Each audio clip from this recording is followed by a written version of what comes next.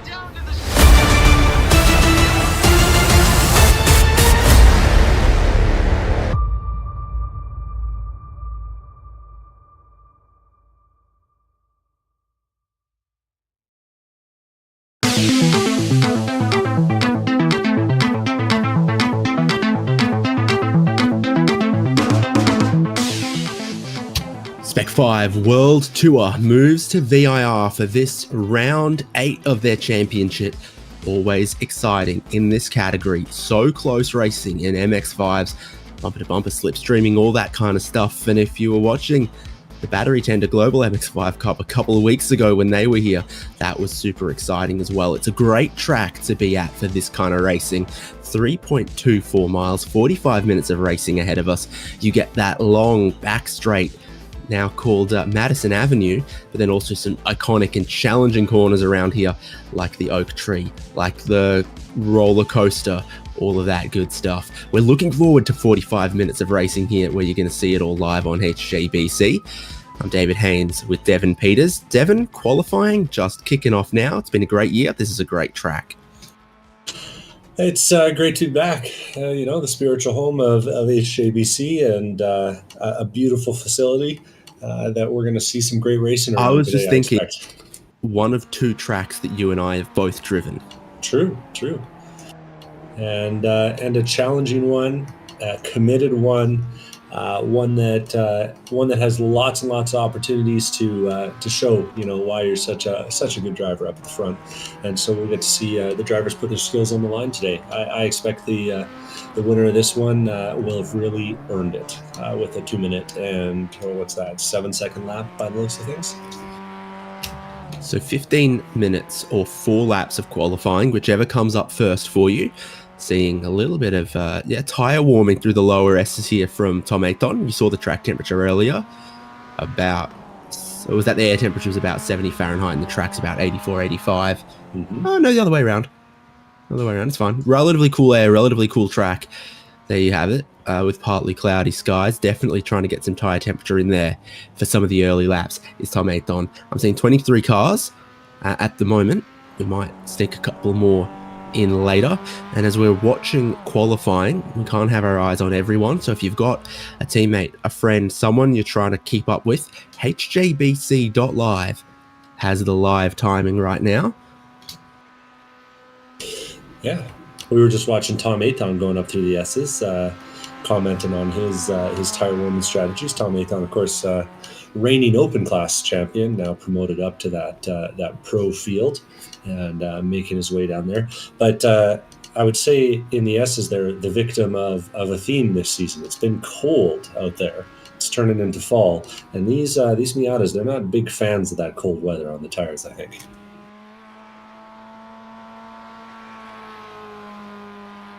So we're about to see our first flying lap start. Drivers negotiate the final corner hog pen, which is relatively simple looking from above, but has a big drop right at the apex. Car gets light and then grips up, and you just always got to trust that it's going to grip and carry the speed out of that exit onto the pit straight. Again, one of the fastest parts on the racetrack into a very big stop at hairpin turn 1 here. Looking at Ronnie Coates at the moment as he tries to pick the right line through there. I think the iRacing scan has a bit of a bump on the inside just past the apex curb there as well. If you're holding it very tight on the exit, you'll occasionally find that. Yeah, easy to get it wrong, but we're following along with last week's winner, Ronnie Coates, so I expect we'll see him get it right more often than not. Coates coming up through the lower S's here. Fun fact, those inner curbs get filled with water when it rains here. I want to stay well away from those if you're racing it in the rain at night. Hashtag rain, hashtag soon, hashtag iRacing. Whatever, up through the climbing S's flat out in a car like this, but you still got to challenge yourself to be on the right line, especially on the exit here, to get the car back across to the right-hand side to carry speed through here where it track drops away on exit. So the car always washes out. And then how deep do you dare brake? Heading up the hill into, still called Oak Tree Corner, but there is no oak tree inside. A real travesty. I'm hoping for some sort of statue, maybe a hologram down the road, just bring it back to its former glory. But the way we're going, expect an oak tree shaped drone show or something. That is really our future, right? Coates coming up to the roller coaster now, of course. One of the most fun corners on the track, one of the spookiest corners when you're trying to break deep into it. Comes over, clears it nicely, and comes to the next corner, really critical, hog pen here. Got to get it just right if you want that right run down onto the front straight, and he looks like he's done it pretty well, really throwing himself down the hill. Good sectors for Simon Foweather too, and he's the first driver across the start-finish line. Goes to the top oh so briefly until Joshua Soto smashes him out of the water. David Starb ended up in third, and I don't think... Oh, Ronnie Coates' lap did count. It's put him to fifth at the moment as another flurry of lap times come in. Joshua Soto from Michael Coates from Simon Foweather at the moment. Fast one there from Josh Soto, and it's not a big surprise. Soto, of course, won on the Champ Car iRacing Series last night. We know that he's a quick driver, and we'll see if he's able to do it back to back here. Coming from Road America last night to VIR today. Quickest first sector, though, right now belongs to Michael Coates in the number 2 qualifying spot in a bright green car. Won't miss him. And he's put a 25.692 down, and then a personal best in the second sector. So this is looking pretty good. It is. It's tracking very quickly at the moment for Michael Coates. Oh, he got very sideways through there. Here's Joel Singleton. He's doing very well in the open class at the moment. He's the top running open class qualifier at the moment. It looks like he's attacking this lap pretty aggressively as well. Committed through South Bend. You love to see it. He does a pretty good job. This Oak Tree Corner is very, very tricky to get right, but I think he did a pretty good job of it.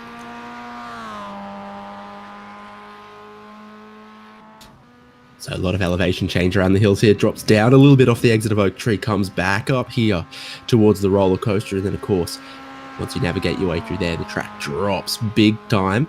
So you got a little dip before the roller coaster, just to get you going. And this lap still looking like personal best sectors all the way through. Just time to be found on the second of 4 flying laps for Joel Singleton. And then the hog pen, of course, to set up the next lap. Simon Foweather's improved to second. Joshua Soto stays at the top. Michael Coates coming to the line now in third. For now, let's see what it looks like after the lap. That was to the top. One. Yeah, that was a quick one. 207.1. We might see the guys crack into the 206s today with that. Mitchell Peak was on a pretty quick one as well. Threw himself from deep down in the field up to 4th place. And Singleton comes across the line.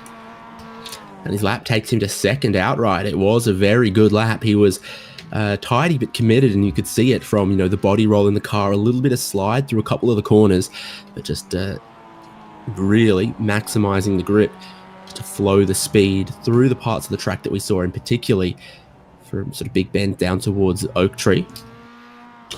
Yeah, Singleton rather putting on a pretty good performance there.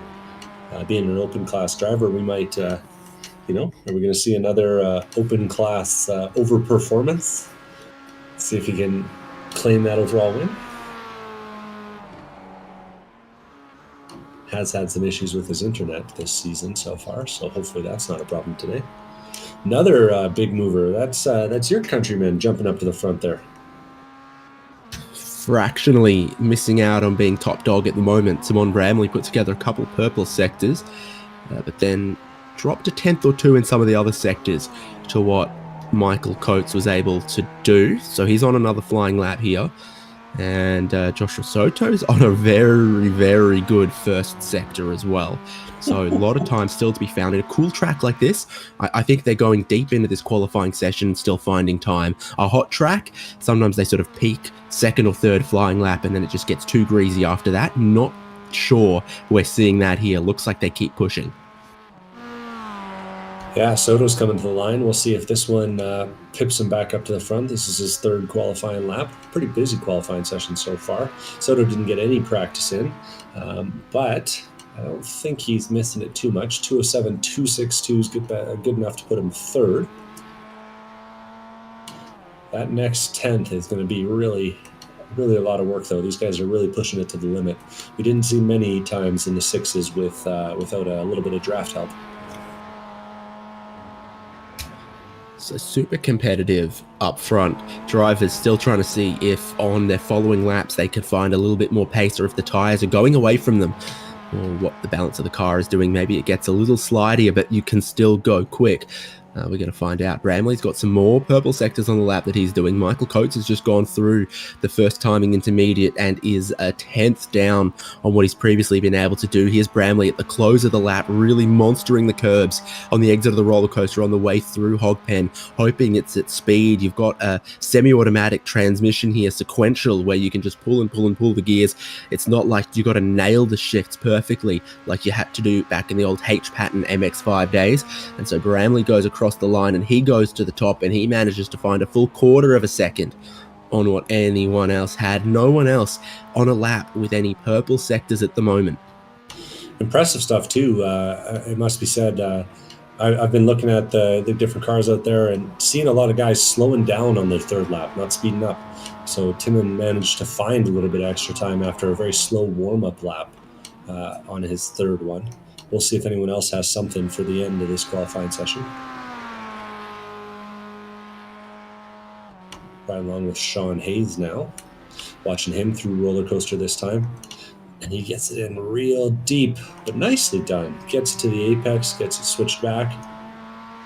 And we'll see how he navigates that famous hogpen corner there. Pretty good lap for him. 4 out of 5 sectors green so far. So a couple of cars in the pit lane, but not Sean Hayes. He stays out on track. He's trying to take the short line around the bendy front straight, because you've got to get a long way to where the timing line and where the timing tower is these days for you to see how your lap goes. And for Sean Hayes, he picks off just 1 spot, and he thinks that might be it. He might be done. Still another purple sector for Timon Bramley. Ray Lombardi comes around turn 1. Yeah. And we'll see where his sectors put him. Joel Singleton's found a purple sector late on the lap that he's just finished. as well as he goes to 4th outright with the open class pole. Is there anything left for Timon Bramley, currently sitting on pole position, 2.5 tenths, which is a big margin in this style of racing. They're all so close. They're all in the same setup as well. It's all equal single mate cars. It comes down to the driver's seat and their feel with the track, and the car, I think, is a little off the curb, had a little bit of a slide through the hog pen there. Not sure that is going to be quicker, and it's not all personal bests around this lap so far for Timon Bramley. It's give or take if this is going to be an improvement on his 4th lap, where the car does look a little more slidey underneath him. Yeah, that's that's always the trick around here, is managing the whole length of it. But 2:06.852, that's blazing fast. Yeah, so just a little bit more time found from him. Most everyone else has completed their 4 laps. Paolo Coimbra just finished his 4th, and Ray Lombardi is out there on this 4th lap. Not really seeing a whole chunk of improvement here. If I compare 10th lost through the first corner, 2 tenths lost in the lower S's, and then about equal to this point around here and around the oak tree. Must be said, the car looks damn good. I like the chrome and yellow paint job. Yep, for Team Esports Racer, he's got Ecossa written on the side. Old Formula 1 team, I think, was Akiri Ecossa. Maybe raced like one season in the 70s or something. I don't know what's going on there. I don't know much at all, to be honest. I don't think this lap's going to be an improvement, Devin. Yeah, it doesn't look like it for his sake, unfortunately, and he confirms that by crossing the line backwards. Hey, that's how you get some camera time. Well done. Looks like he's our final driver out there, though. I don't think we got anyone else that's on a competitive lap. We got a couple driving around to the pits, so let's take a look at the standings. Yeah, I think everyone who's left out on track at the moment is just going around and practicing their pit entry ahead of the race, where there's a compulsory pit stop window. So, of course, it always comes down to maximizing around that pit stop, in laps, pit entry, pit stop, out lap, all of that stuff. But qualifying and the grid order will be locked in for round 8 of the Spec-5 World Tour from VIR. Timon Bramley on pole, and it's by 3 tenths of a second ahead of Michael Coates. And then Joshua Soto a 10th behind that. Joel Singleton is the open class pole sitter there, 4th in the unsegregated grid. Mitchell Peake 5th, Simon Foweather in 6th, and Ronnie Coates 7th. David Stubbs in 8th, Ray Lombardi in 9th. Ian Giebler, the next open class driver, is in 10th. So David Starb racing that Lamborghini Super Trofeo around here, so this makes quite a bit of a change to that level of pace and power. Sean Hayes is 11th, and Lee Martin is 3rd of open class there in 12th. Got Zeus Dalston, Geordie Fike, Tom Athon, Charles Vaccaro, Greg Mack, Brian Chabelsky, Josh Olsen, and Andy Kosick. And then Paolo Coimbra set a qualifying time, but he's about 2 seconds behind Andy Kosick, and I don't think that's fully representative of Paolo Coimbra's pace. So he might have had some problems in qualifying, but he did get a lap in. And then Trevor Roy, Brett Marshall, Joe Camilleri, no qualifying times there. They start from pit road here, which is fun. It's nice. Realistic. You know, you wouldn't want to break the simulation. The only way you could make it better is if you made it a bit of a traffic jam on the way out. And well, it might be because they start too wide in pit lane, and then there's not a lot of width for it coming out of the pit lane. We'll see. But the tower at the start-finish line has a great view of it. So does the big red barn. A lot of RVs around. Yeah, there we go. Big red barn. Hey, we've been in the big red barn. We've been on the second floor of the big red barn. And then there's that little sort of almost watchtower bit that sticks up. Utterly useless. Never seen anyone up there. Yeah, not very helpful. There's not there's only room to fit like 3 people, and there's not a desk or anything, and you can't see really much of anything more than you can from the main level.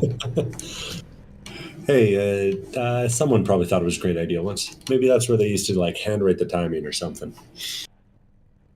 Maybe you can see incoming clouds rolling in better from up there, and maybe it's for the landing strip, you know. Huh? Well, you know what, for landing all your IMSA style marijuana planes on the front. That's Road Atlanta. I That's know, straight I know. at Road Atlanta, not But Madison we don't Avenue know here. it's not in Virginia. I mean, and we're seeing the view from our favorite blimp out here too. Hey, look at that sort of scissor lift truck there. I've never seen that for a Champ Car Endurance Series weekend, but I bet you're rolling here for IMSA and makes a lot more sense. Yeah, probably one of those. I'm seeing that Porsche pull away. Mm-hmm. So it looks like they're going to try to go single file out that pit exit because there isn't room to go too wide, but then they can form up a little bit later around the lap. They got a full pace lap.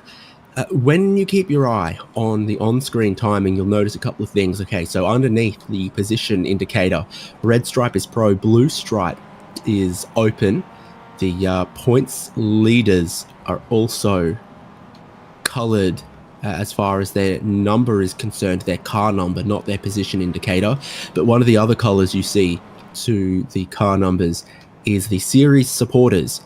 And so different tiers of support get you different perks. I think at bronze, you get to pat yourself on the back. And up through silver and gold, you get more votes when track schedule voting comes around. And I think up at gold, you literally just get to hand pick one. Yeah, something like that. I was actually just thinking that we should take a moment to look at Brett Marshall's car. Oh, no, why? Okay, livery watch with Devin Peters. What's happening? Well, Brett Marshall's car, not on the grid. And so he joins the likes of Trevor Roy with not starting. So we're actually going to start with what looks like 22 cars on the grid today. That was all I had to add. He has the invisible paint job. If you folks could hear the earful the producer's giving me right now, you know. I'll give you an earful too, man. I'm not sure everything's right with you today. Okay, livery watch deeper through the field. Lee Martin, good paint. Behind him, of course, we're talking about whatever Ray Lombardi and then some of the other esports racer guys have got going on. Real old Mercedes vibes for Greg Mack there with the teal, the black, and the silver. That's Silver Arrows. Josh Olson's behind him. Yeah, I was going to say that's a good right there. What does that say? We're never going to see Andy Kosick not in mint. I was going to say Josh Olson's part of the Bull racing team, going for Kimmy, you know.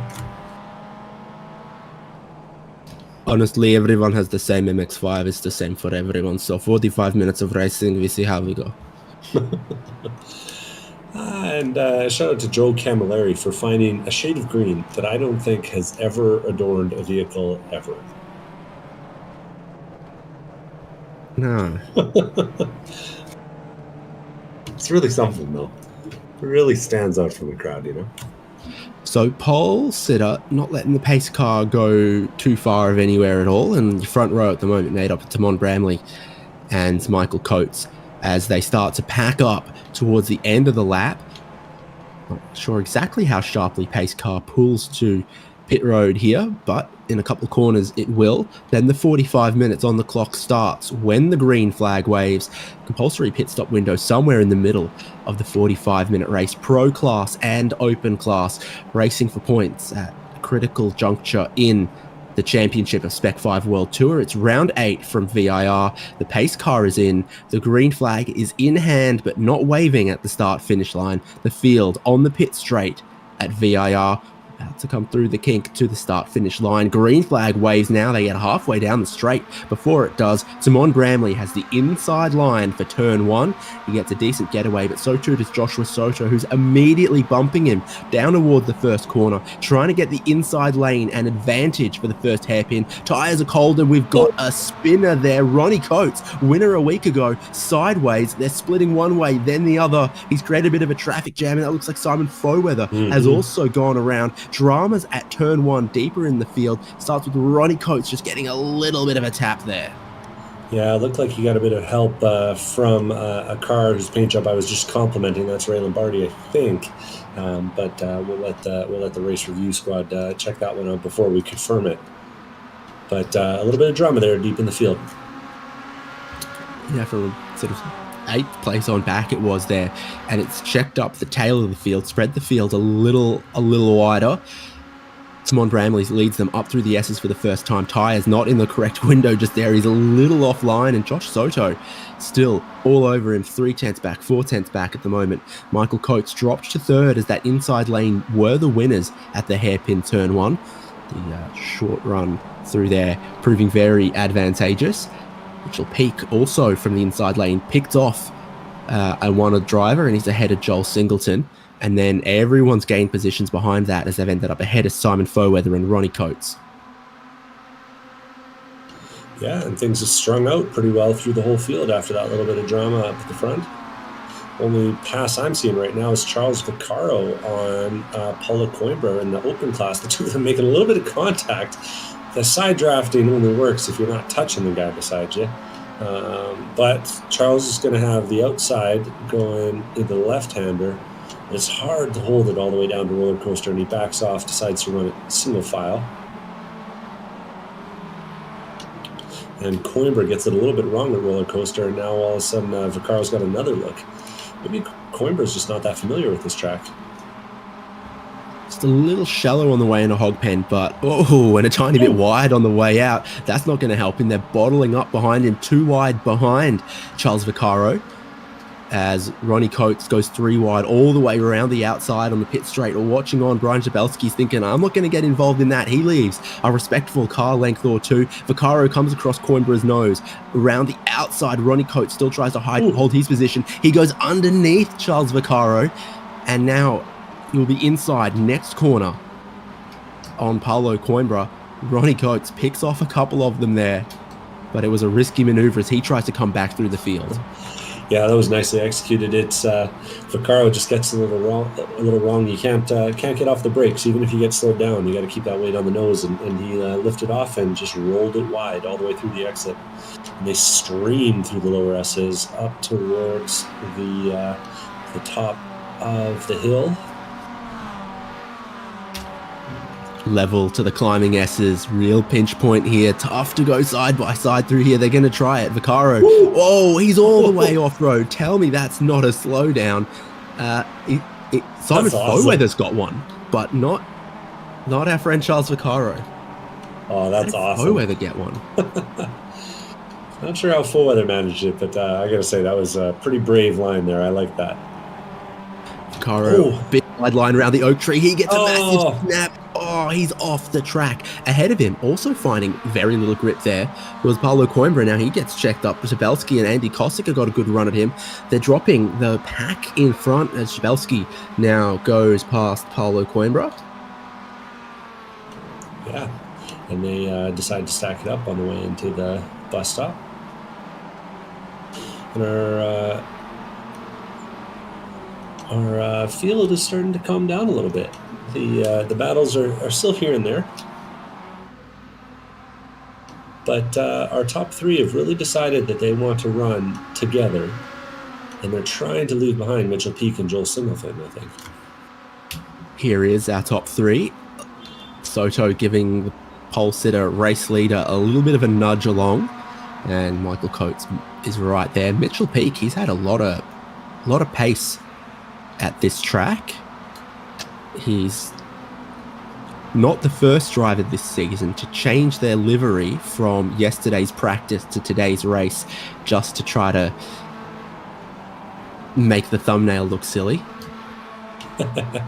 He didn't want the jinx on him. I was Sean just Hayes in 7th, a lot of pressure happening back there. Yeah, I was just appreciating Sean Hayes kind of made a nice move around our current open class second place driver, Ian Giebler. Giebler's had a pretty strong season, of course, putting up really strong qualifying times in a few different tracks, but no match for the likes of Joel Singleton today, who's currently running in 5th, and you can kind of see him at the edge of the shot. But Giebler has not given up on Sean Hayes. They come through South Bend, and we'll see if he's able to get a run in here. Quite a gap, though, as they head into Oak Tree.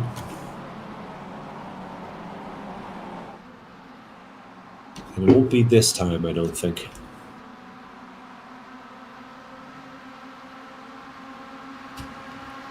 So another long, full throttle run, getting up to speed, getting in the slipstream, second place, pushing the race leader along as well, and not seeing much bump drafting happening anywhere else. But in the lead, they were giving it a good go as they now go into the roller coaster. And this is giving great speed to your top 4, and they're getting away from the rest.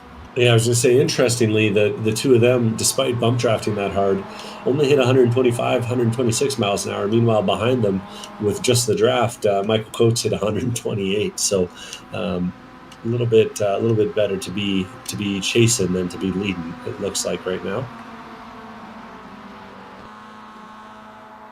View from third place. Big stop at turn 1 here. Speed looks like it goes down from, sorry, I got to give, silly French units, 200 kilometers an hour down to about 80. So big stop there. That would be, oh, wait, no, let me do it in my head. 115 miles an hour down to 55? Maybe like 120. Oh, sorry for selling it short. Yeah, but pretty good stuff there from all of them. And despite how closely Coates was following, Mitchell Peak is still managing to close up the gap a little bit. So our top 4 remains a top 4 for this time. Joel Singleton's also kind of hanging on in the background as we see him going to the bridge there. And he would really love to be a part of that top 5 if he can make it. Be a great... Yeses to a bit of a tabletop here, and then you've just got to carry knock a little bit of speed off to the left-hander, and then track just tightens and tightens and tightens, one apex to the other at Oak Tree, and your exit is super important. They're going to use all of the track, and Joel Singleton, he's going to get just a little bit of that Virginia dirt. Yeah, Singleton's showing some pace this season. As she said, he had a really good finish at Sonoma after some pretty decent finishes at Mosport, Okayama, and Daytona Road. So despite the fact that he's already got a few drop weeks factored in, he's north of 200 points, and that puts him in the top 6 or 7 in the open class for sure. Speaking of that, Greg Mack has 4th in class at the moment as he's ahead of this group. Ronnie Coates coming through the field. Tom Athon potentially coming through the field here as well. And then behind them, Josh Olsen and Lee Martin are open class competitors. Greg Mack. Oh, Ronnie Coates. He's going to be sideways for the 2nd time in this race. Contact made heading down the hill. And Greg Mack is way, way off the track. He is literally in the trees, going the wrong side of one of the flag marshal posts there. And that was a hard one for Coates. I mean, he comes in and makes a very aggressive but very clean move to get the spot. And then Greg Mack's rejoining and just doesn't seem to see him on the outside. Shifts a little bit right, and bang, the two of them come together, sends him flying out onto the dirt. Quick recovery from Ronnie Coates, but I mean, you can only recover so many times. He's down 8 positions from where he started, and I gotta imagine he's feeling a little frustrated behind that wheel right now. Yeah, the first was unfortunate and cost him a little bit of time, and that has sent him for, was it a full 720? He actually managed to get back on the track quicker than you might have otherwise thought, but he runs 15th outright in the moment. A driver contending for the championship. Simon Bramley, Joshua Soto, they're on for a good point score the way things run at the moment. Still a while away from the pit window opening and seeing some pit stops happen. Let's see if we get the Soto bump draft once again. Yeah, it's basically teaching tape for how you ought to do it. So we'll see. I'm really curious to see if we can get a full-on 4 bump going. Let's do it, guys. Come on. Here it comes. No! Ooh. I'm glad we rode on board. Joshua Soto, he's had enough after 4 or 5 laps of pushing Timon Bramley along, and he wants the race lead. He goes to the front, and now our first change of lead of the race. Joshua Soto wants to lead them. Curious. Soto must feel like he's got a little bit of pace, because when we've seen Soto, usually we've seen him, be pretty crafty about the strategy, pretty aggressive with the fuel saving, but he's decided the lead is the place for him. Well, I'm glad we saw that change of strategy, change of temperament from Joshua Soto, who now backs out of the race lead, pulls to the inside, rolls out of the throttle early, slots back into second. What on earth is going on here? This is sort of 3 levels of chess above my pay grade. Yeah, I guess just a certain dominance. You know, it's always important to make sure the other guy knows you could pass him. He's just not doing it. So great battles all the way through the field. There's only 4 drivers not having a battle. Joel Singleton in 5th in a bit of no man's land. Zeus Starlston in 9th in a tiny bit of no man's land. And then Charles Vaccaro and Joe Camilleri off the tail of the field. Sean Hayes leads. Bit of a battle here. He's in behind Ray Lombardi at the moment. So chunky positions gained so far in the race from this group of drivers. 6th, 7th and 8th at the moment. Ray Lombardi from Sean Hayes from Ian Giebler. Giebler is 2nd in that open class and just ahead of us, ripping up the dirt. Joel Singleton leads open class at the moment. And Giebler's kind of got a couple of cars ahead of him that he'd love to pass, but they're not going to make it easy being pro class drivers and all. Ray! Oh. He's had it super on the nose as he tried to brake and turn the car through Oak Tree. Couldn't get the rear back under control, and he ends up out in the grass there. About 11th place for him, all things being equal after that, though I imagine he'll lose a couple more to the momentum. Tom Athon and Josh Olson are coming up beside him. And ahead of him, the battle rages on between the likes of Sean Hayes and Ian Giebler. Interesting. Does Giebler think they can catch Joel Singleton? He is very much a Singleton at the moment. 2 seconds out behind the next car in front. No slipstream to be had.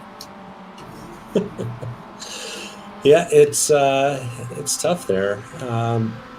Giebler, despite having the draft, hasn't exactly shown more pace than Singleton ahead. But checking back in with the leaders, things are spicy up at the front. Tim and Bramley, not even a quarter of a car length between him and Josh Soto, and Michael Coates is right behind as well. Watching him through the trees here as they head towards left hook. That big wide line on show. Very wide in places. I usually think Michael Coates did it best, because if you get too wide out onto the runoff, it means your car is kind of angled to the left when you come off the runoff, and you'd like to stay wide as you get into left hook. From NASCAR into left hook. Always go backwards. Now up the S's should be flat out, but it's very much one line only. And again, your line on the exit is important because it's not flat out here. Tap of the brakes from everyone just to settle the car, and then dip downhill, immediately back up into Oak Tree. Wide open corner on the way in, but you're braking and turning at the same time before you then have to turn it into the sharpest part of Oak Tree.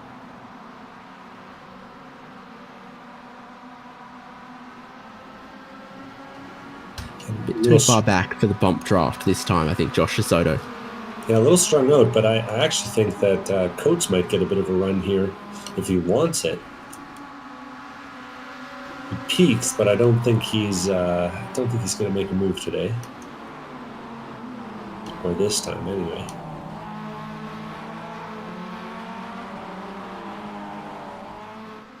This really is one of those tracks where you're kind of battling the track as much as you're battling the rest of the race, as we see Tom Athon having Ray Lombardi dive out beside him on the way into roller coaster. It's just classic MX-5 racing to just see them appear and pop up over the hill. 1, 2, 3, 4, 5, 6, 7, 8, all of them racing like this, and also going too wide as Ray Lombardi went around. Tom Athon, Josh Olson, and there is Ronnie Coates. Oh, way wide for Olson. Way wide. Not only does Ronnie Coates get past, but here's the next queue of drivers as some of them head for pit lane as well. Olson got past, Foweather got past. I think someone else got past and then pulled for pit lane, but Athon and Ronnie Coates, teammates from #NotATeam, deciding that they're going to pit early. They're the first 2 cars we're seeing on pit lane. I'm not so good at counting with all my fingers at once, but and Ronnie Coates not so good at braking. But it looks to me like they're pitting very early. I'm not sure this is in the window by my math. It's got to be, otherwise what are they doing? And they're both doing it, and it's not necessarily for damage, it's a strategic thing. So how long's the stop for Coates? Yeah, he lost just a little bit of that time to reversing, but not a heap. He must think that him and Tom can work together here. Otherwise, you'd never do that. Yeah, well, they'll definitely be in clear air, and it'll be nice to have. They were battling pretty hard in that middle pack. Not quite as hard as our leaders seem to be this time down. Did you say Madison Avenue? No, which straightaway is that? I think that's what they're calling it. Straight. I'm not familiar. That's here. Okay, there you go. Back straight, Madison Avenue, same thing. Either way, Mitchell Peak's barely hanging on as things get pretty tight in the top three.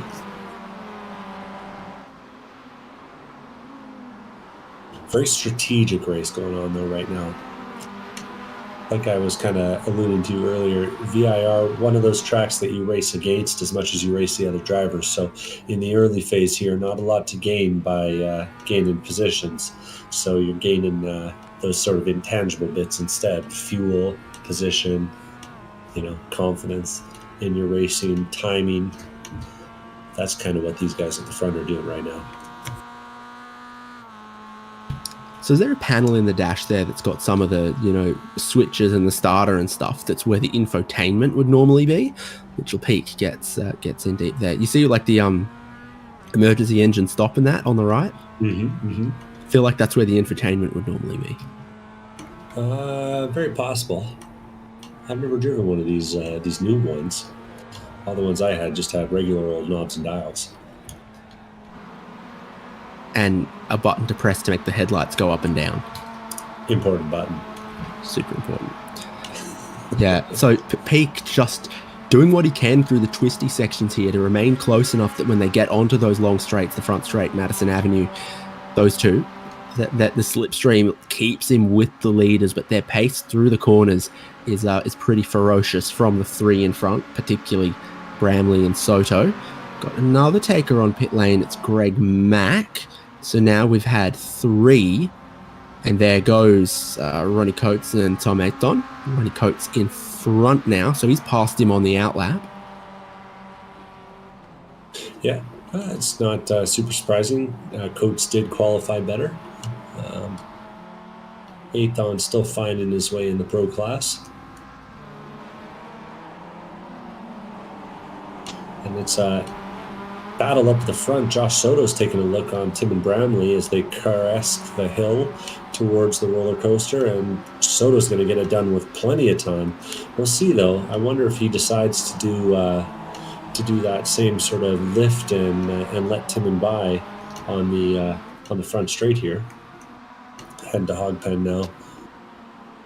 Gotta say, he's got Soto's Bramley right behind him, right underneath him though. Bramley's a bit tight on the exit of Hogpen initially, drops a car length or so back, and Michael Coates is all over him. Mitchell Peak is super close. So Bramley's not as close to Soto here as last time. They've got Greg Mack rejoining just on the inside of them there, but he does it. He does it again. Yeah, Soto says, I do not want to lead. It's interesting. Soto really seems to do a better job of getting through Hogpen than Timon does, and it's striking. Like, we'll see if we can get a look at it next time by, but Soto dabs the brakes as he's going through the left-hander before Hogpen and just gets way to the left-hand side. It's almost like the car twitches that direction before he cuts back to the right and gets that run on the straight, and he's doing it, I would say, 3/10 better than Timon is right now.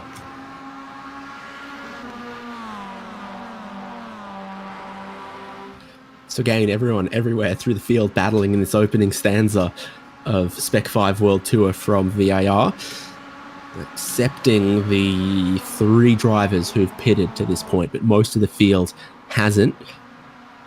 Leader's getting a little sideways over the crest and then towards Oak Tree.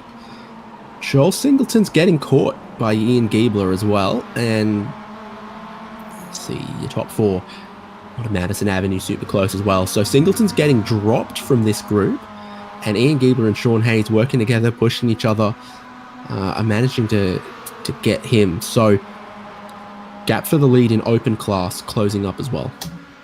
We're watching along with this pro class battle, though. Soto's going to look up the inside at Roller Coaster again, and they're too wide into the left-hander this time. Soto gets it left, gets it back right, just using a little bit more of the track than everyone else around him.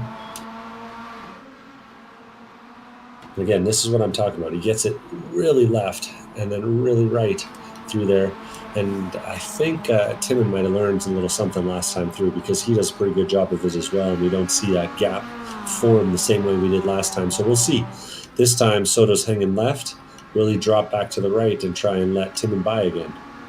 Oh, he's trying, but Bramley's trying to get to the inside of him. What is happening here?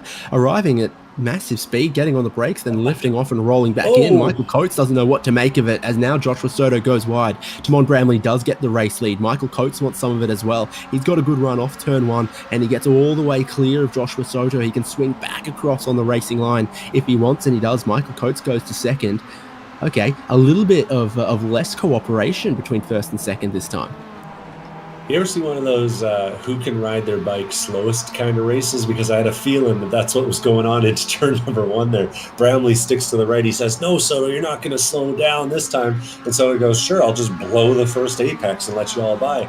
Unfortunately for Soto, that meant that he dropped all the way back to third place. So now Timon's got a little bit of a gap as they head up into the upper S's, and he's got a Michael Coates-shaped roadblock between the two of them too. So, a little bit of games being played as our pit window is a couple laps open now. I wonder if we'll see any of these guys start to think about the pit strategy side of things here shortly. Well, we're past the halfway point of the race now. Just now. Good time to look. Spicy. So it could be time for a bit of a run on pit lane, particularly if in any of the battle groups you're with a teammate.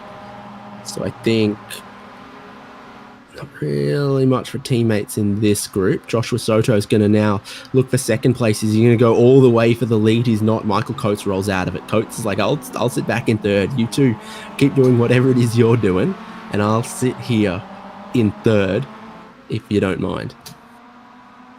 Yeah, Mitchell Peak sitting in the back, and I think this is a couple guys at the front playing chess and a guy in the back playing checkers, just keeping it easy. And we're actually seeing Timon, I think he's part throttle here, letting Soto by. All kinds of games being played by the top two. And they're both, all three big of lift. them. Massive lift from all of them. Look at the speed that Mitchell Peak had rolling up. They are playing that game, and they are playing it big time. Out of the throttle, Timon Bramley, half a mile before the first turn. And Joshua Soto says, I'll play that game too. And forces Bramley to lead. And they've given up a second and a half to Joel Singleton back there in fifth. They can't do this every lap. They've gone and shown their hand big time. They might be able to do this every lap. I mean, what is it? It's 5 seconds. They do it every lap for 2 laps, then Joel Singleton catches them. Are you worried about it, though? They got the pace to drop them. I don't know. It's very entertaining stuff, though, up here at the front. Okay, sector times. Last lap, Timon Bramley through the first micro sector, i.e. the start-finish line and around turn 1, 25 seconds. That lap just completed 27.4. They literally lost 2.5 seconds, 2 seconds doing that. Like, you can't do that every lap. You can't lose 2 seconds every lap, Devin. It's beautiful. It's beautiful, and I appreciate all the nuance in what's going on there. Like, the onboard from Peak was if he didn't lift, he was not only going to go from fourth to the lead, he was going to lead by a second. I don't know why he didn't do it. I don't know. That's the shoulder devil. My shoulder devil speaks louder than his, I think. Here. They're too wide going down the back straight again. Timon's going to hold the spot into the corner, but didn't have to use that much gas to get there. And we'll see another entertaining who can do it slowest battle here on the front stretch, I'm going to predict. Either that or maybe a trip to the pit lane. Yeah, entry Timmon holds it there. right. Bramley goes. Soto follows him. Everyone follows the race leader in, attacking the pit entry, looking for where their pit crew is. It's nose to nose to nose to nose with our top four. Joel Singleton from 5th is going to follow them in as well. Almost everyone else. You can see Sean Hayes, Ian Giebler heading for pit entry as well. And then the trainer cars led by Simon Foweather. I wonder if they're going to pit as well. How busy is it going to get? Busy. Staub and Dalston also hit the pit lane this time. And Simon Foweather, Lee Martin, Brian Schabelsky, Josh Olson, Andy Kosick. Everyone's hitting the pit lane. That's like the top 16. So did someone take tyres? Was there much tyres of anything going on here? Soto's going to lead them off the pit lane and buy some as well. Coates goes through. And, okay, side by side between Coates and Mitchell Peake. Mitchell Peake just sneaks his way ahead. Joshua Soto's got a couple seconds on him. Can he keep working with that advantage? No black flag for unsafe pit entry for anyone, so the side-by-side just managed to work out for Mitchell Peake and Michael Coates, and Peake comes away a little winner. Yeah, I saw Soto and Timmon take left side tires. I saw Mitchell Peake and Michael Coates take none. So you got to think in the early phase here that Coates and Peake will have the advantage, and then we'll see how it plays out in the later half of the race with no tires for them. We have seen that taking one side only of tires can be a bit of a hazard with this setup, but critically, even though the air temp's still 67 Fahrenheit, track temp's 76, and I think that that's enough that the tire imbalance won't be too big of an issue. We'll see. Jody Fike leading. Yeah, so he's going to stop soon. So will Ray Lombardi and Charles Vaccaro. Everyone else has stopped because basically all of them just stopped on the lap that we just saw. It now puts Ronnie Coates into 12th. I was wondering to see where him and Tom Athon would end up when everyone stopped. So Coates is still 46 seconds away from the leader. It'll be more like 20 though when Geordie Fike stops. So still going to get some points, but would have really liked to be with that leading group of cars in this race, I'm sure. Yeah, I think realistically he's looking at maybe a 9th place if he can swing it. It's going to be hard to do much. Sorry, not a 9th place. Maybe a 6th place if he can swing it. It's going to be hard to do much more than that. We're seeing Jody Fike and Ray Lombardi hit the lane this time. Seems kind of early for the fuel numbers we were expecting. And here come the group of cars. They're going to become the leaders once again. On this outlap, Joshua Soto has been caught by Peake and Coates. And I think Bramley, you're seeing the new tyres, you know, they're tough to bring in. Bramley's just outside of that 1 second back. A little bit of a wobble there from Mitchell Peake in their pursuit of Joshua Soto here. See how it all shakes out, how the tyres come in. Bramley might be able to go with them. Also worth noting, Bramley led a lot of that early section, had to take 4 seconds more of fuel than Josh Soto did in the stop. So I have a feeling that he was conscious. Either way, he's right back on the rear bumper. So all that worry about fuel saving and all that lifting and coasting, it was for naught. Ray Lombardi's rejoined the race in a very, very fun spot, sandwiched between Ronnie Coates and now just behind Simon Foweather, but Simon Foweather goes wide. This is an exciting outlap for Ray Lombardi. He's been passed by Ronnie Coates. He's been passed by Simon Foweather, who's then run off the track. Ray Lombardi rejoins in 10th, but Ronnie Coates now sits 9th, 4 seconds behind David Staub. There's then a further second behind Ian Giebler. There's some spots still to be made. And with all the pit stops done, it looks like Joel Singleton had a quicker time through the lane than Ian Giebler and just managed to safeguard his open class lead a little better than it was looking. Yeah, impressive stuff from Joel Singleton so far, showing some real consistent pace there. But we'll keep our eyes on this battle at the front as the top 4 are getting feisty. Tim and Bramley looking at the same games again. It's the same games again. The amount of overspeed that Bramley had.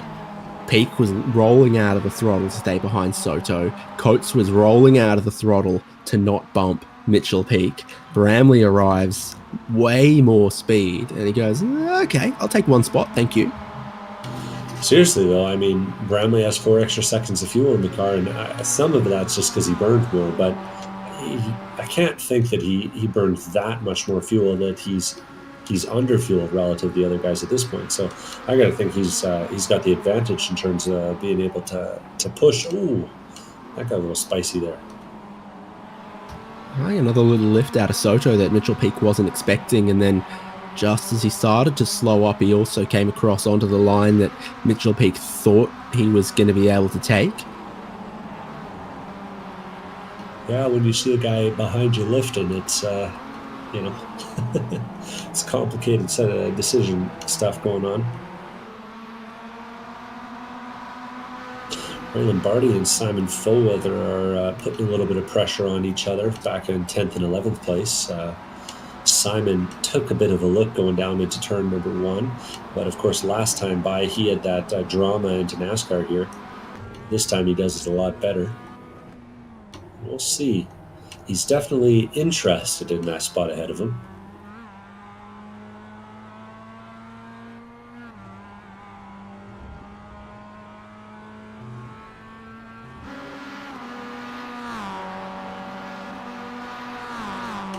A little bit of a run here now up the hill, getting that draft into the upper S's. Got to be aggressive, got to hit these curves. If you just hit the low curves, then you're not getting everything you can out of it. A little bit more brakes from Follweather, but a little bit more controlled on the exit. And that gap continues to close down. We'll see. Follweather might have a run here, depending on how Oak Tree goes. Turns in a little early. I think Ray Lombardi did it better, but the draft fixes a lot of problems. Got a big chunk of the curb, and they're just up the road from the group that Tom Ayton is leading, with Zeus Dustin, Lee Martin, Andy Kosick, Brian Jabelski, and Josh Olsen, 12th through to 17th here at the moment. All of them open class competitors except Ayton leading the way and Brian Jabelski in the middle of the pack. Sean Hayes and Ian Giebler are having a battle through Hogpen right now. Ooh, and Sean Hayes got it all kinds of wrong. Ian Giebler's going to get the look up the inside here. Giebler's right on the yellow line, sticking to the inside here. That's definitely the fastest way around if you can get there, but David Staub's lurking in the background as the two of them go too wide across the stripe here. Let's let David Staub catch them. Indeed it has, and he's looking at the cars too wide in front of him. Giebler comes back across onto the racing line. Sean Hayes tucks back in line through turn 1 with this group. Again, this isn't the kind of battle that's going to help them catch Joel Singleton. He might be away and home on that one with the little advantage that he's managed to work on. Yeah, going off the last 2 laps average, Singleton's making 4/10 a lap on him. And that's not where you want to be if you're Giebler.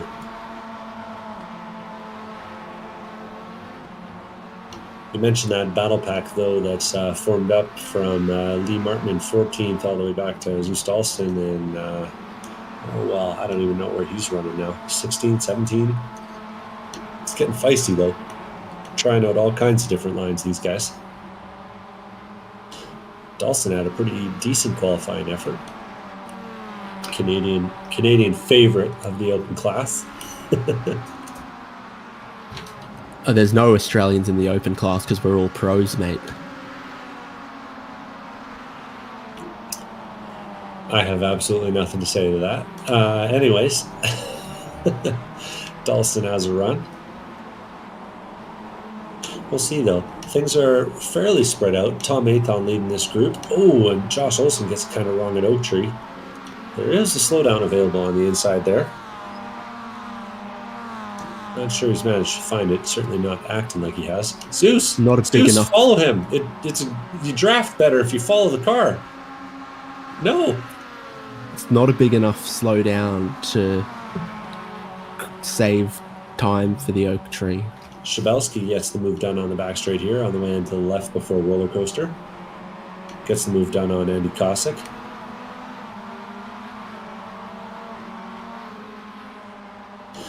Back at the front, though, things are looking a little spicy. Timmons made his way all the way up to the front, and Soto didn't look too happy about it through turn number 1.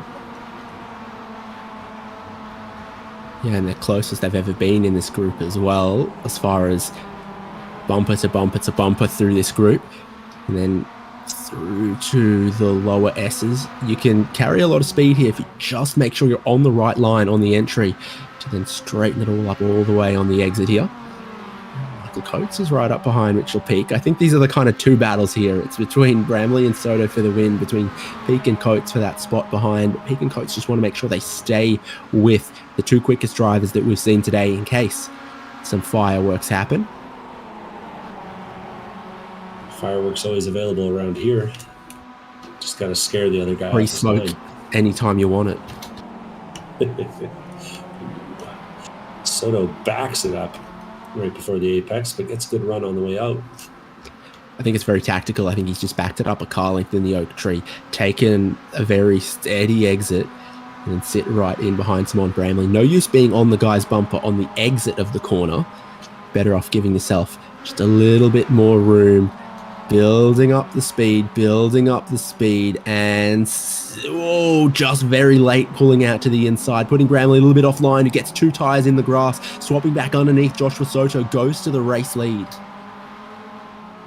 Whew, nice move there. And when we checked away from... He could have looked earlier, and he looked super late. Put Bramley offline like it was tactical. Yeah, you want the other guy to be a little uncomfortable, a little pissed off, you know? It's a good place to be with only about 10 minutes left, 8 minutes left in the race.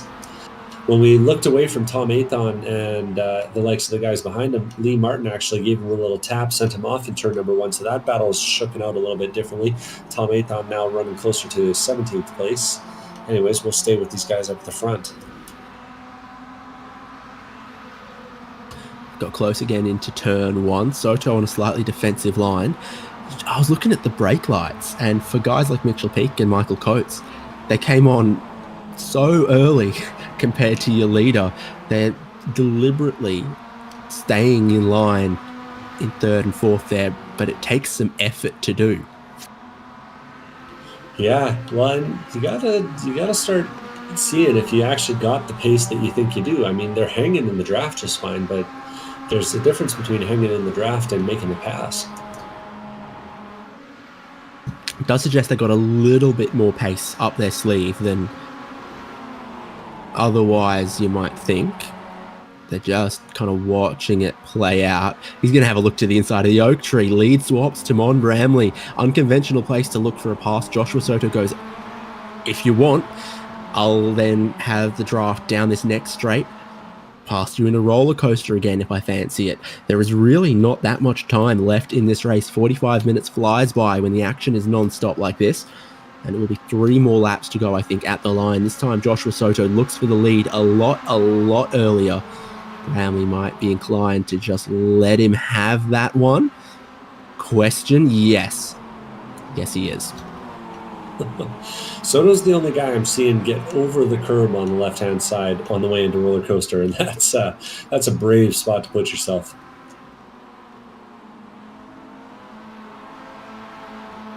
Clean moves through hog pen for all of them. And definitely 3 more racing laps to make it probably, I guess, a 21-lap race then. Bramley closing in. Joshua Soto drives down the middle of the road. He leaves the inside line very, very open, and then he comes back to the middle of the road. And again, look at where all the brake lights come on. There's no synchronicity to it at all as they all approach turn one at different speeds. Some trying to pass, some trying to stay in the pack potentially. All over the bumper. Bramley sniffing around. Little battle deeper in the field. Simon Foweather and Lee Martin are going too wide. Sorry, Ray Lombardi are going too wide into the first turn. Foweather making a nice bit of defense here. Holding off Ray Lombardi.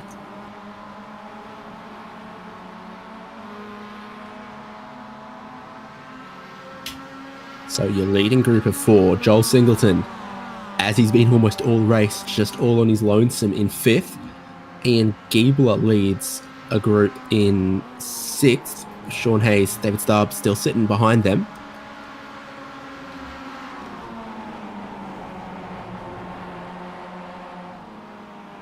Less than 5 minutes left. Did Mitchell Peak and Michael Coates start thinking they can mix up and amongst this?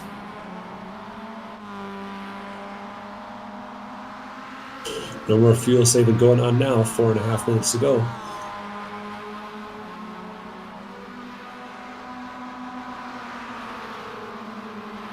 I noticed Greg Mack is 4 seconds up the road from them at the moment as well. No, he's not. He's not up the road. He's hardly on the road at all.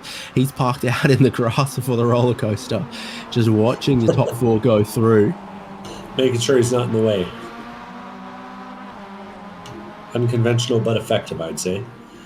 Soto going to be real tight with Timon. Timon actually has to tap the brake just to avoid making contact at the apex. Oh, same as he ends up riding behind Mitchell Peak. Soto put 2 tires on the grass, and I think Timon has the spot if he wants, but he doesn't. Mitchell Peak's got the run. He's going to go down the inside, 3 wide. How about 4 wide on the pit straight? 2 laps to go. Your top 4 wide as they cross the stripe to start this one. And Mitchell Peak goes one way, Michael Coates goes the other, and they form a roadblock. Now in the lead, Bramley 3rd. Joshua Soto goes from the lead back to 4th in the space of 1 hit straight. There is a fire lit underneath them now, 2 to go. And the games were being played, and the games are now done. We inverted the top 4 into turn number 1. Tim and Bramley looking up the inside, a left hook here. Mitchell Peak's going to hold him off as they switch back to the right. Oh, this is good. This is great. 42 minutes of watching Bramley and Soto play after you, no after you, no after you. And after 43 minutes, something changes. The sleeper agent engages. Mitchell Peak goes, okay, I'll take this 3 wide. I can take the race lead. And Michael Coates goes, there's 1 more lane, baby. Just 1 more lane, bro. And he goes through past them 3 wide to take the lead. Takes them 4 wide across the stripe. And with that race lead, Peak parking it before the oak tree. Bramley almost getting into his rear bumper a little bit there. Down Madison Avenue for the penultimate time. Michael Coates leads, but the slipstream is always so massive here. Anyone who wants to shoot their shot has a chance. We'll see how wide it gets here going up towards roller coaster. Okay, so Peak looks to the inside at the roller coaster. Joshua Soto is going to look for a move on Bramley, who kind of fades across at him a little bit. Bramley gets in hot, almost collects Coates, gets pretty close to that there. Mitchell Peak climbs to the summit. And now Bramley is going to get down the inside on Coates into 2nd place. White flag soon to be out. Mitchell Peak leads them. A 4-way fight in Spec-5 World Tour for victory at VIR. Joshua Soto now has overlap on Michael Coates. He led on the exit of turn 1 a lap ago. Now he's going to get shuffled back to 4th as we start the final lap. Soto's got speed on Bramley. Bramley's got speed on Peak. They're 3 wide, breaking into turn 1 there. They almost get a little sideways. Coates stays back in 4th. Peak somehow holds on to his race lead at this point. Oh, it's 6 kinds of spicy up there right now. 1 to go. And they're going to catch a little bit of traffic in a minute here as well. It's Paulo Coimbra. Greg Mack jumped all the way out of the way, out into the outfield to get out of the way of the leaders. What's Paulo Coimbra going to do? Because it's the last lap. These guys are barreling at him at speed. Does he let him go before the climbing S's? They're almost going to get him before the end of the lower S's here. He ends all the way across to the left-hand side of the track. Mitchell Peak didn't see that one coming, but he's going to get through. Surely all the leaders are going to get through worry-free here. Good job, Paulo Coimbra. And our leading 4 can fight this one out to the end. Less than a minute on the clock. The white flag has already waved. It's Peak from Bramley, from Soto, from Coates, and it's all going to come down to the roller coaster at the end of Madison Avenue. I'm not sure I'd want to be first coming out of the oak tree here, but Mitchell Peak's going to give it a try. He's parking it. He's mega parking it on the way into the oak tree. Then he gets a lot of apex, slides out super wide. So Bramley, if he pulls out too early, then he'll also get swamped by Soto or Coates behind. There is a big game of chess here, but it's going to happen at 120 miles an hour down the back straight towards one of the most fearsome corners anywhere in road racing, the roller coaster. So we're 3 wide with Soto to the right, Bramley to the left, Mitchell Peak stuck in the middle, and Michael Coates is just going to watch it all play out. Soto swoops around the outside to the inside of the roller coaster. Peak gets into the door of Bramley. Soto's getting away with this one. Michael Coates can do nothing about it. Bramley just trying to hold on for second. Too far back to take the win away. He gets a good line through Hogpen, but Joshua Soto, perfect timing down Madison Avenue. He leads them out of Hogpen. Checkered flag waiting, and Joshua Soto back-to-back race wins on HJBC on consecutive nights. But he's the winner. Spec-5 World Tour at VIR. Played him all like a fiddle on the final lap. Bramley from Peak from Coates.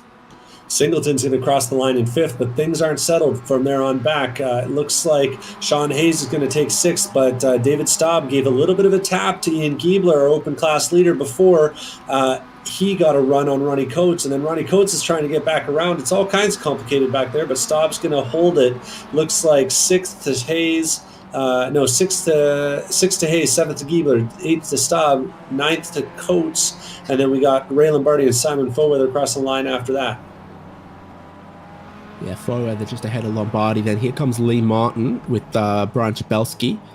They have crossed the start-finish line on their way in towards turn 1. Andy Kosick, 14th, and Tom Aiton, Zeus Dalston, Josh Olsen, Charles Vaccaro about to cross the line, and Geordie Fike, last car on the lead lap. So Paulo Coimbra, he let the leaders through, and then after that, Greg Mack has passed him, I think. So Greg Mack managing to get past Paulo Coimbra on the final lap after Paulo let the leaders through. Looking again at those results, Josh Soto from Timon Bramley, from Mitchell Peak, from Michael Coates, Joel Singleton, open class winner there. Sean Hayes, Ian Giebler, not too far behind as far as those championship points in the open class are concerned. David Starr, Ronnie Coates, Simon Foweather completing that top 10. Then Ray Lombardi, Lee Martin, 3rd in open. Brian Chabelski, Andy Kosick, Tom Aiton, Zeus Dalston, Josh Olsen, Charles Vaccaro, and Geordie Fike, like we said, last car on the lead lap. 1 lap down, Greg Mack and Paulo Coimbra. A early retirement after just 4 laps, Joe Camilleri. And we never saw Trevor Roy or Brett Marshall take the start of the race. Looking around, I think I got our 3rd place finisher, Mitchell Peak here. Mitchell, with 2 to go, you look like the champ, and you end up on the 3rd step of the podium. Oh, I knew I was in for it when I took the lead with just coming into the white flag there. I knew I was going to be just eaten up on the back straight, but I figured, why waste this opportunity? Let's just try it from the front, see what happens. And then, Josh and Timon, we go 3 wide on the back straight on the last lap, and just a little tiny bit of contact with Timon, but we were all on the limit there, and that was really good, hard racing. It was a lot of fun. I always love to see a Canadian making it 4 wide, going down the front straight. That's good stuff, and a pretty solid race for you. It looked like the first half you were kind of holding back a little bit. Yeah, I was just hanging out. I was totally content with where I was in P4. I didn't want to force anything. I was fuel saving like crazy. And, at the pit stop, I ended up gaining 2 spots on it. So, it seemed like the strategy was playing in my favor. I felt like I had enough to get there at the end. But, the timing of when I got to the front just wasn't right for me. And, last lap battle. But, when you're up there fighting for a whole 45 minutes in the lead pack, you can't complain ever. So congrats to Josh on the win, Timon on 2nd. Michael, great battle there for 4th. And I'll take the final step on the podium. Props to you, buddy. Any sponsors you need to shout out tonight? Definitely a shout out to you guys. I love watching the races back, and this league wouldn't be the same without you guys. Shout out to Team Esport Racer. We've come a long way. And just going to give a quick shout out to my mom and dad. They haven't watched in a while, but I know they're watching tonight. So, hey, Mom, hey, Dad. Props to you for a quality race. Thanks very much, guys. First place gets a bigger trophy, but 3rd place still gets a bottle of champagne on the podium. So take that one. Great battle. He was part of a fantastic battle up front there. Our open class winner, are they hanging around? Can I pick Joel Singleton from somewhere? I don't see him. Don't see him at all, unfortunately. Joshua Soto, congratulations. 2 nights in a row where we're having this post-race chat. Were you super confident in taking that one away on the final lap, or does it just you get lucky when the cards fall how they do? Definitely it's been a luck and just like understanding like where the cars are kind of be positioned.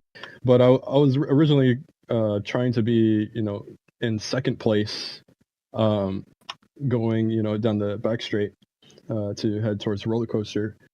But I ended up being third, and I found out that third has the best draft.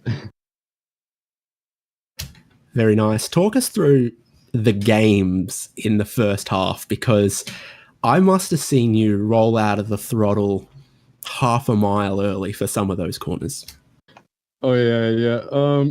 Yeah, definitely just working on some new strategy, seeing what works. Mainly is just for you know, well, lead laps and things like that. So yeah, that's pretty much what what that was. And the pit stop strategy, I think you and Simon went left side tires. Some of the other guys didn't, and obviously that outlap looked tricky. It was a cool track, but still, it seemed like the right way to go. Oh yeah, that was completely by accident. For some reason, my iRacing at the start of the session, I had ticked off all the tires, but somehow I possibly needed to double check. But yeah, I didn't mean to take any tires, so it was pretty. It's like sketchy. driving for Ferrari. Crew chief knows better than you do. Yeah.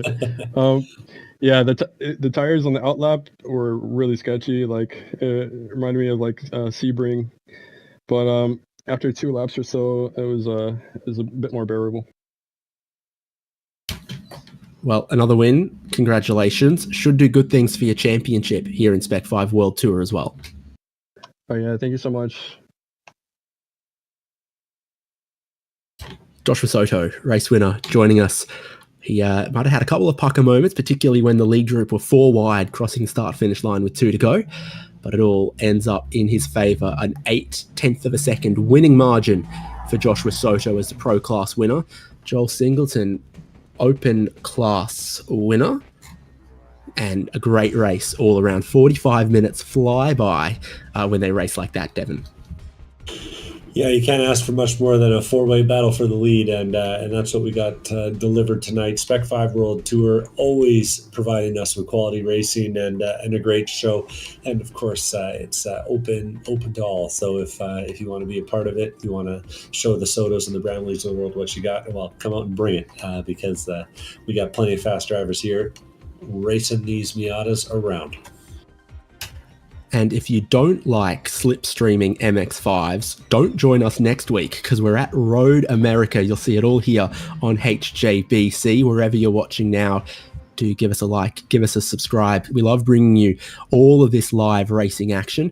A couple of weeks away from the next round of Champ Car iRacing Series as well. So keep your eyes out for all of that. I've been David Haynes with Devon Peters, Michael Derby, our producer. Congratulations go to the race winners in both classes at Spec-5 World Tour.